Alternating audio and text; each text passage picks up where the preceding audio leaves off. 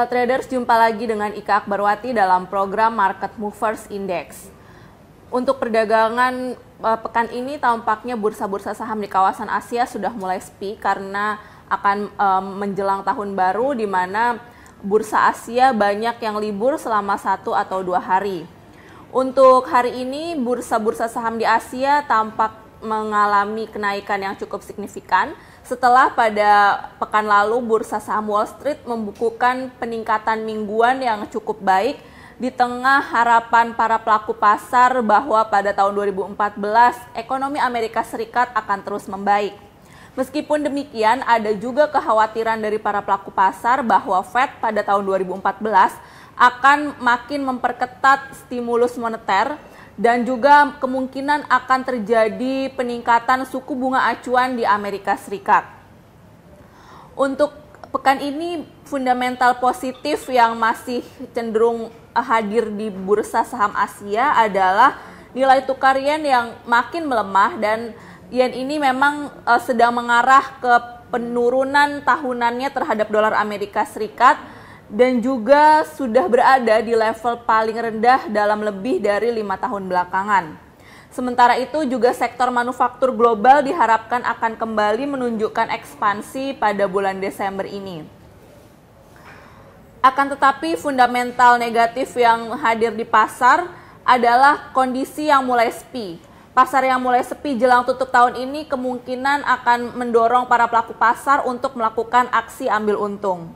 Sementara itu juga kekhawatiran bahwa Fed akan menaikkan suku bunga acuan pada tahun 2014 membebani sentimen para pelaku pasar di Asia.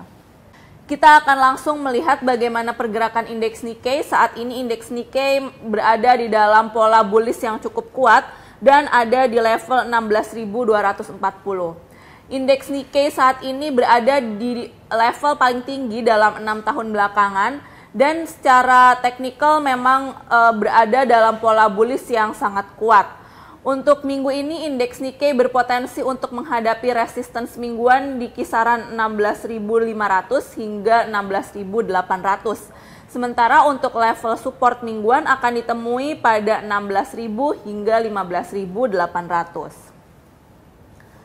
Secara teknikal maupun fundamental, indeks Nikkei berada di dalam kondisi yang bullish, terutama didorong oleh pengaruh melemahnya yen terhadap dolar Amerika Serikat.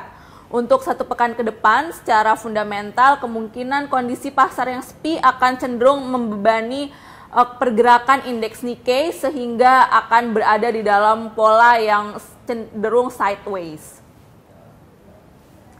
Sementara itu, untuk bursa saham Hong Kong, kita juga melihat sebuah pola rebound selama 5 sesi berturut-turut hingga hari ini. Dan saat ini indeks Hang Seng berada di posisi 23.350. Untuk minggu ini indeks Hang Seng akan menghadapi level resistance mingguan pada kisaran 23.500 hingga 23.700. Sementara untuk level support mingguan akan berada pada posisi 23.100 hingga 22.900.